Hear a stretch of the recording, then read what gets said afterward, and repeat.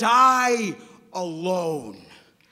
Slurred advice given to me by a drunken mid-40s engineer while I'm freezing at my roommate's company holiday party. Strangely somber, unsolicited advice from a Santa hat-wearing guy who, judging by the 3 empty glasses in front of him, had plenty more to say on the matter. And against my better, still sober judgment, I decide, fuck it, this should be entertaining. And I ask drunken Gandhi, what do you mean? He says into the dregs of drink number 4 again, die alone. But what he said next would plague every decision I made from that day forward, a weighted pause before an almost whispered exodus of pain-riddled understanding. He said to me, die alone before you settle. Never settle. Words probably printed on some inspiring bullshit poster hanging above your unmade bed at home. Never have these words rung home as much as they did coming from a man searching for a silver lining at the bottom of a cheap bar glass. Eyes haunted by a failed marriage littered with warning signs. He said, you have fucking worth.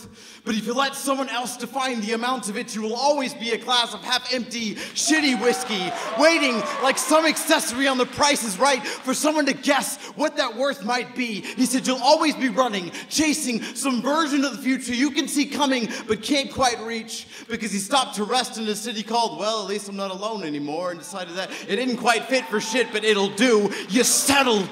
You said you never would, but you settled. You shot for the moon so you could at least land among the stars, but the stars aren't the fucking moon. They're just burning gas. They're just burning gas, and chances are they're dead anyway. He said, I'm sorry, kid. This life ain't gonna be rosebuds and tears, but that's no excuse for taking the road that doesn't lead to overcoming your fears. He said, I know it was wrong, that we didn't fit together like Nintendo game cartridges and PlayStation disc slots. We weren't apples and oranges. We were stagnant rivers and spilled oil. We didn't complement each other. Just took 2 problematic beings and made them worse. But I thought, if I could build up a dam tall enough, then we could at least keep our mess contained. Then with time, we could sift through the bullshit and find meaning. But I found that when you build your walls up with excuses, there will always be cracks waiting to be filled by the shit that's really missing. When you don't know who you are, you find yourself saying things like, she's not that bright, but hey, she's easy on the eyes. He's not that romantic, but at least he's not violent. He said, when you find yourself making a list of pros and cons, ask yourself, am I still on my way to the moon, or am I just playing around with an old flame? I didn't know what to say.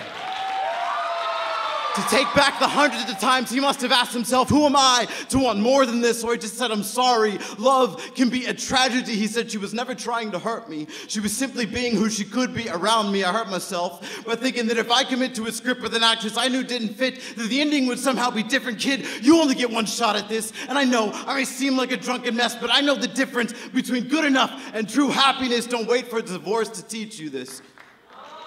You have worth, kid. But you have to find it for yourself. Otherwise, you wind up an exhausted engineer 40 years closer to the grave than when he started, fucking freezing your balls off at some shitty holiday party that settled. Never settle.